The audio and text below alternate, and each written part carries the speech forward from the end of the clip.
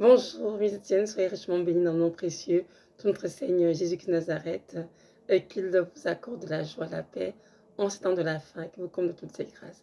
Aujourd'hui, nous allons parler de l'avortement. Oui, c'est important d'en parler parce que c'est un sujet qui fait beaucoup de controverses dans le monde entier, dans l'Église aussi. Mais c'est important que nous puissions savoir quelle est la pensée de Dieu à ce sujet.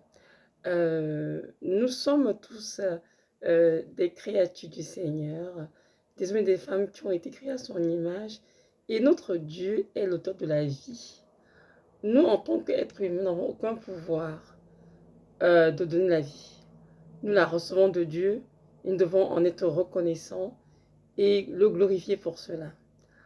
Alors, avec l'avance de la science, la technologie et toutes sortes de choses, il y a de nos jours beaucoup de personnes qui pensent que l'avortement, c'est une chose normale et que la femme a le droit de d'avorter si elle désire, parce que c'est son corps et elle en fait ce qu'elle veut.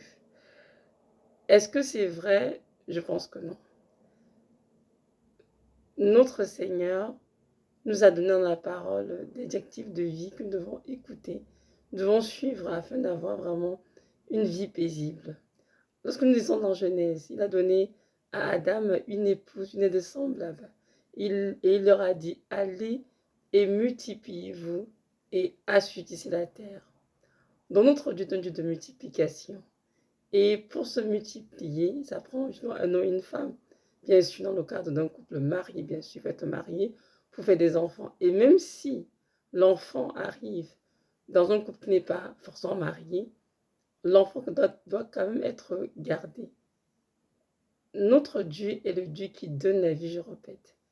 Et peu importe comment l'enfant arrive, peu importe les circonstances de sa conception, peu importe que la mère soit célibataire ou mariée, l'enfant doit être gardé parce que cet enfant que Dieu envoie, il a un plan pour cet enfant, il a une destinée pour cet enfant et nous devons être là pour l'aider à accomplir au lieu d'interrompre sa vie en causant ou en provoquant une interruption volontaire de grossesse.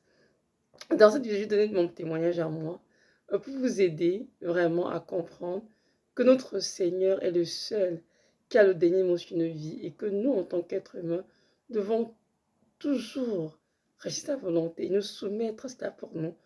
Peu importe les difficultés avec lesquelles cela vient, nous devons toujours avoir à l'esprit vraiment cette disposition d'obéir au Seigneur dans, dans tout ce qu'il nous dit en fait, et nous soumettre à sa parfaite volonté. Donc il y a de cela quelques années, je suis tombée enceinte et évidemment j'étais très malade. Hein. Durant ce temps-là, j'étais dans un état, on m'a dit, j'étais en dialyse, pour être honnête, j'étais en dialyse et j'étais malade. Donc, dans cet état de vie, on se disait, ben, je ne peux même pas concevoir parce que c'est quasi impossible vu mon état de santé très très détérioré. Mais voilà, par miracle, je suis tombée enceinte et les médecins qui l'ont su, ils étaient vraiment très réticents à ce que je continue la grossesse parce qu'ils se disaient déjà que j'étais très très fragilisée pour porter une vie en moi. Et de deux, je prenais des médicaments pour traiter ma tension artérielle, qui étaient des médicaments très très tératogènes, donc qui pouvaient, on va dire, causer des malformations congénitales au bébé. Donc d'après eux, c'était une grossesse à interrompre parce que de toute façon, l'enfant serait mal formé, vu que je prenais ces médicaments depuis plusieurs mois. Et là, je leur ai dit, je ne peux pas avorter de un, parce que je suis chrétienne et moi, je ne suis pas celle qui provoque l'interruption de grossesse. Moi, je reçois ce que Dieu me donne. Si le Seigneur, en cours de grossesse, estime qu'il voudrait lui l'interrompre, ben, il le fera de sa propre souveraineté. Mais moi, je ne pourrais pas, je ne peux pas, en tant que chrétienne, interrompre la grossesse, parce que ça va contre ma foi, contre mes valeurs. Bon, c'est sûr qu'il n'était pas d'accord parce qu'évidemment, tout ce qui le passé sur ma santé, c'était vraiment une grossesse à risque très élevé. Et évidemment, c'est sûr qu'autour de moi aussi, avec tous ceux qui m'entouraient. C'était vraiment beaucoup, ben, tu n'aurais pas dû tomber enceinte, tu n'aurais pas dû, vu de ta santé, tu n'aurais pas dû. Donc, c'était une situation vraiment difficile. Et je prenais sur moi vraiment le poids de la condamnation, de la culpabilité de tomber enceinte, alors que j'étais mariée. C'était beaucoup de choses en fait. Mais dans mes larmes, dans mes cris, le Seigneur m'a donné la grâce d'entendre sa voix. Il m'a dit, est-ce que tu crois que je suis l'auteur de la vie? J'ai dit oui, Seigneur. Est-ce que tu crois que je suis dans la perfection? J'ai dit oui, Seigneur. Il a dit, alors fais-moi confiance et tu verras ce que je vais faire du bébé qui est en toi. Et ne n'écoute pas ce que disent les médecins, ni ce qui est en tout. Écoute ce que je te dis et fais-moi confiance. De me donner cette parole et qui m'a vraiment rassurée. Et dans le temps, il y avait beaucoup d'agitation. J'ai dû faire une échographie, on va dire, de toute urgence pour qu'on puisse voir en fait l'état du bébé. Et si le bébé avait des malformations à cause des médicaments que je prenais pour la tension artérielle. Mais lorsqu'on a fait l'échographie, c'était plutôt un miracle. Le bébé était très bien formé. Il n'y avait rien, absolument rien qui clochait. Le bébé était bien formé.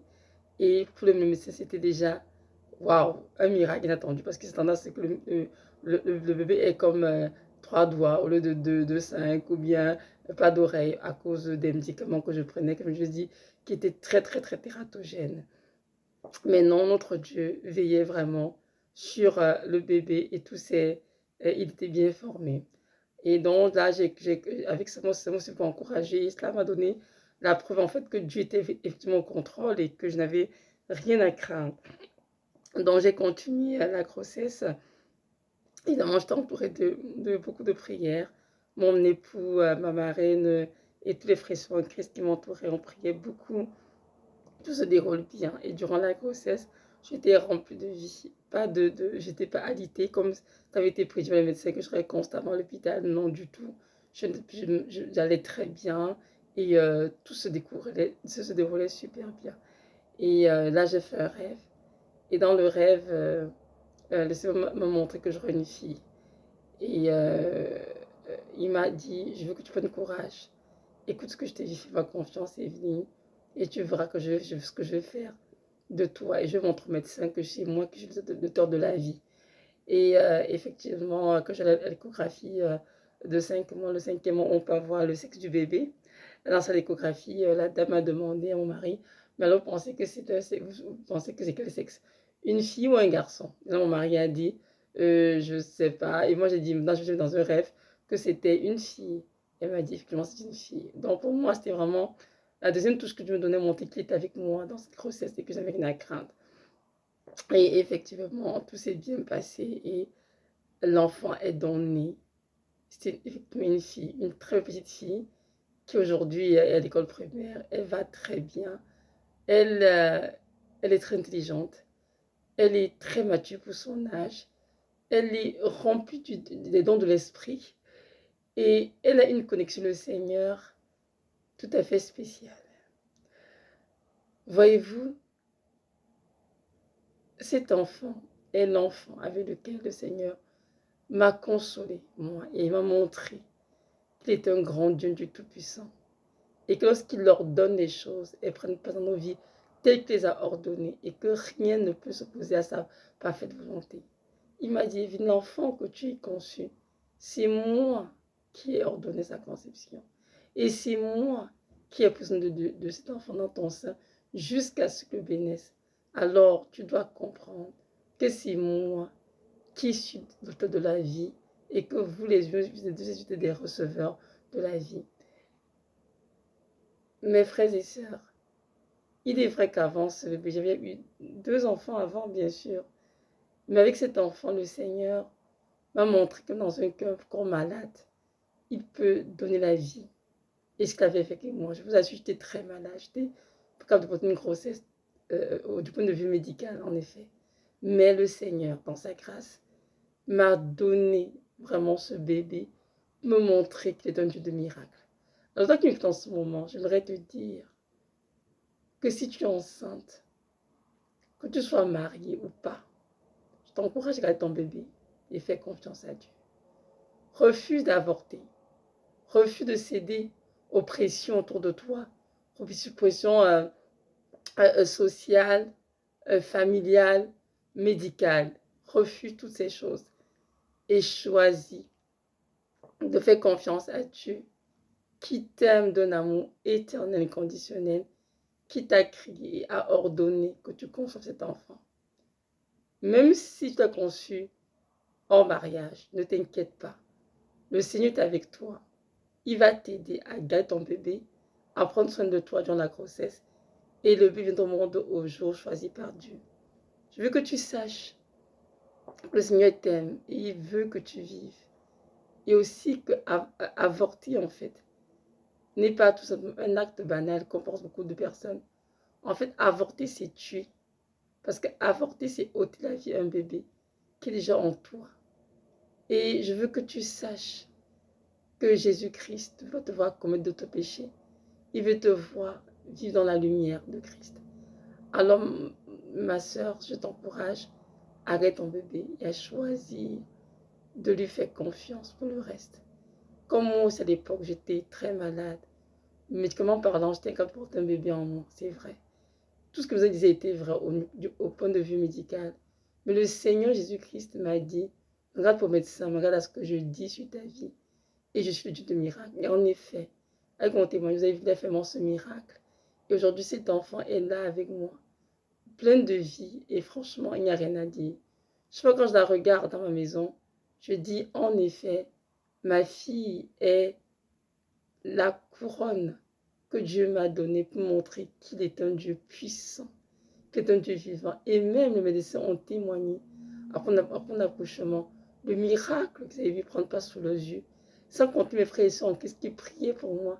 Et qu'on sait combien j'étais malade. Ils ont témoigné que oui, Yahweh existe. Nous avons vu Yahweh dans la vie d'Evelyne. Donc si je peux vous dire que notre Dieu n'abandonne pas ses enfants, lorsqu'on lui fait confiance et qu'on lui remet toutes choses entre ses saintes mains, il prend soin de ces choses, il les règle à sa façon. Je ne peux pas vous dire ce qui se passe dans mon corps, mais ce que je sais dans mon corps, c'est pour Dieu un miracle qui a donné que je puisse faire grossesse jusqu'à terme et que je puisse donner naissance à cet enfant qui est aujourd'hui chez moi. Et je bénis mon Dieu pour cette grâce qu'il m'a accordée. J'ai aujourd'hui t'encourager de ne pas céder, comme j'ai dit, euh, à une sorte d'oppression qui vont te pousser à avorter, même pas à ta propre chair. Ne cède pas à ta propre chair qui te dit, oh, tu vois, tu n'es pas assez prêt pour un enfant, tu n'as pas d'argent pour en prendre soin, tu n'as pas assez, si tu n'as pas de père, tu n'as pas d'époux, de conjoint pour ton enfant. Ce sont des mensonges. Dis-toi que Jésus-Christ est ton père, est ton époux, est le père de ton enfant, et il prendra cet enfant. Je t'assure, ma soeur, tu auras plus de joie à garder ton enfant que de l'avorter. Et le Seigneur Jésus-Christ de Nazareth sera là pour t'épauler, pour t'aider et pour voir tous tes besoins. N'aie aucune crainte. Fais-lui confiance, tu verras sa gloire. C'est écrit dans le Psaume 139 que c'est Dieu qui tisse les enfants de sein maternel et que c'est lui qui nous donne vraiment cette vie. Donc, c'est sûr que la conception, c'est l'œuvre du Seigneur. Et personne ne peut dire à quel moment l'âme rentre dans le corps du bébé. Ce que nous savons, c'est que c'est un mystère dont seul Dieu détient les clés. Mais ce que nous savons, c'est que dès le sein maternel, Jésus-Christ est le Dieu de chaque bébé. Et c'est qu'il en a dans les sons. Je ne me trompe pas, dans un des sons de David a dit, dès le sein maternel, tu as été mon Dieu. Amen. Donc, comprenons bien que les enfants sont le fruit du hasard, qu'on pense beaucoup. Non, les enfants qui naissent dans ce monde, peu importe les circonstances dans lesquelles ils naissent, sont des naissances ordonnées par le Seigneur.